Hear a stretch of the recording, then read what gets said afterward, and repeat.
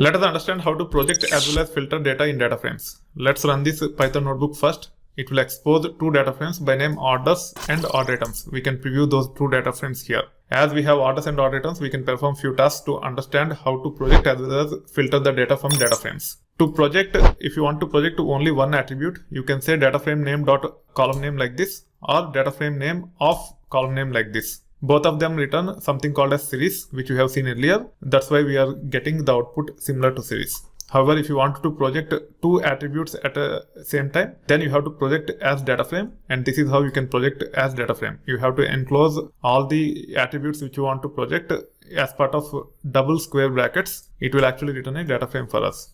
Now this data frame have only two attributes, order item order ID and order item subtotal.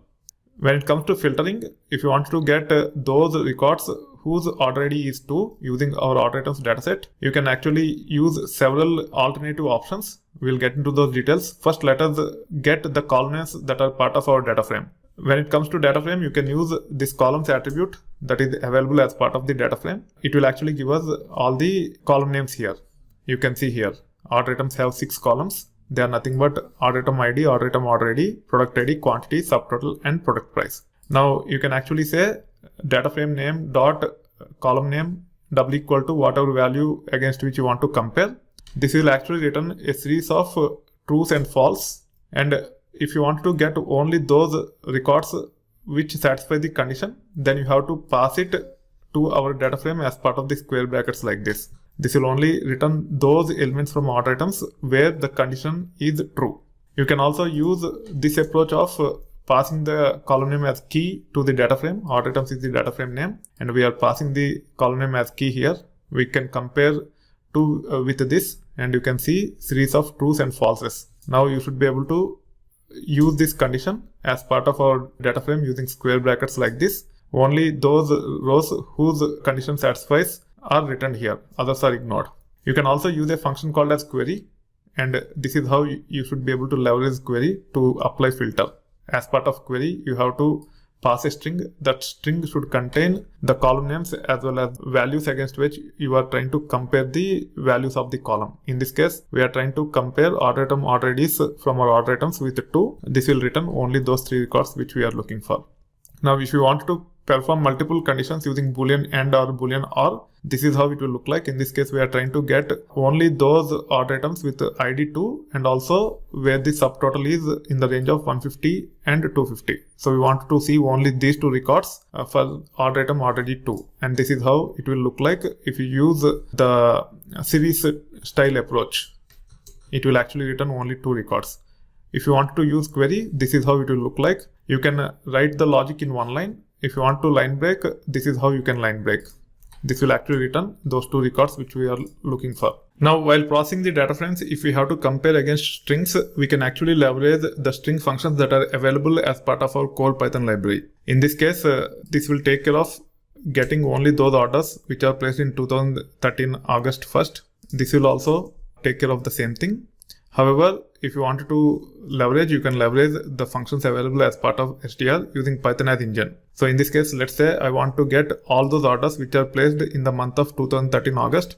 Because order date can be represented as string, we can leverage the starts with function that is available as part of the string class in Python, and we should be able to get all those orders which are placed on 2013 August month. Before getting into data frame based approach, first let us recollect how we can actually use starts with respect to regular string. Then we will actually see how this can be implemented as part of the data frame processing to get the orders which are placed in the month of 2013 August. Let me create a variable by name order underscore date. It is of type string and we have the date in it. You can explore the help on starts with. You can see the help with respect to starts with. You can validate whether a string starts with a particular series of characters. If yes, it will return true. Otherwise, it will return false. In this case, if we say date dot starts with 2013-08, as it starts with that string, it should return true. Let's run this and you can see the output. It returns true. Now, if you want to use it as part of our data frames, you can say orders.query like this. Then you can specify the attribute name. As long as the data type is of type string, we can say dot str like this, dot starts with, and then we can actually pass the string like this. as our main string is in single quote, the value against which we are comparing is passed as double quote here. Also, don't forget to specify engine equal to Python. If it is default, it will work. Otherwise, you have to explicitly say engine equal to Python so that this will work without any issues. Now you can actually see the results here. We are getting all those orders which are placed in the month of 2013 August. That being said, now let's perform few tasks to ensure that we are comfortable with filtering using data frames. Let's perform the first task to get all the orders placed by a customer where we will be passing the customer ID. If you want to use query, this is how it will look like. First, let's review the data of orders. You can see the output here. You can actually use query like this, and you can actually specify the customer ID like this, and then double equal to, and you can pass the customer ID. It have returned 16 rows. All these orders are nothing but those orders placed by customer 12,431. If you want to use alternative approaches such as series, now what you can do, you can just say orders of orders dot order customer ID double equal to 12,431. It will return the records which we are looking for. You can also replace this with this. So either you can specify column name like this, or you can pass it as key like this. This also will return the same results. You can see 16 records here. All the three approaches have returned the same results. Now let's go to the next task. As part of this task, we want to get all the orders placed by customer ID for a given month. Month is passed as YYY-MM. So we can use starts with, and we should be able to get the results we are looking for. This is how the condition will look like. Order customer ID double equal to 12,431 and order date.str.starts with 2014-01. Engine has to be Python. You can run this and you can see the results. If you want to use the other approach, you can just copy paste this one. Let's use this approach. Let me paste it here. Then I can say and like this, and then orders dot order underscore date dot str dot starts with, and we can actually say 2014-01 like this. However, there is a typo here, that's why it is failing. Let's see. Now you can see the result. It is not returning anything. Probably there might be something which is not correct. Let me see. Orders.order customer ID equal to 12,431 and orders.order underscore date.str starts with 2014-01. It looks correct. I'm not sure why it is not returning. Let me try this directly like this. This doesn't work. I have to use str only.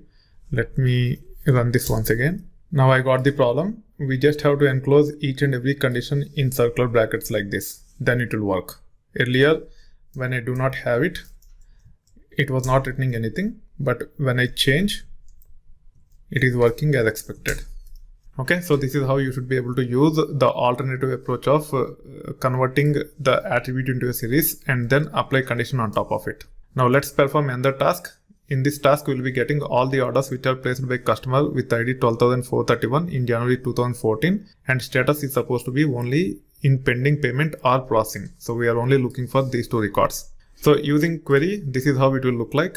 You can actually use in operator like this, and you can compare with multiple attributes against one column, and you should be able to get the results you are looking for. You can see the two records here. If you want to use the alternative approach, you can copy paste this one. Let me line break here, and then let me line break. Let me say ampersand here, and then we can actually say orders.order underscore status. We have to use a function called as isin. We don't have an operator in to actually compare the values against. We have to use the function isin. When it comes to isin, it actually take a list as argument. So we have to pass both processing as well as pending payment as a list to isin like this. So we can copy processing from here and paste it here as part of this list. And also we can say comma. We can actually copy paste pending payment as well. Now you should be able to run this and you should be able to see the results. However, if you remove this square bracket and also this square bracket and try to run this, it will fail, saying that isin takes two positional arguments but three were given. So the first argument is nothing but the column name, the second argument is processing, and the third argument is pending payment. If we pass these both as one list, then isIn is invoked only with the two arguments. That's why with the list it will work. This is how you should be able to use the alternative approach to actually take care of this task, which is nothing but get all the orders which are placed by customer with ID 12,431 in January 2014 and status is in pending payment or processing. So this is how you should be able to project and filter the data. Make sure you are comfortable with these data frame operations so that you can leverage those things as part of your data engineering applications, web applications, or mobile applications.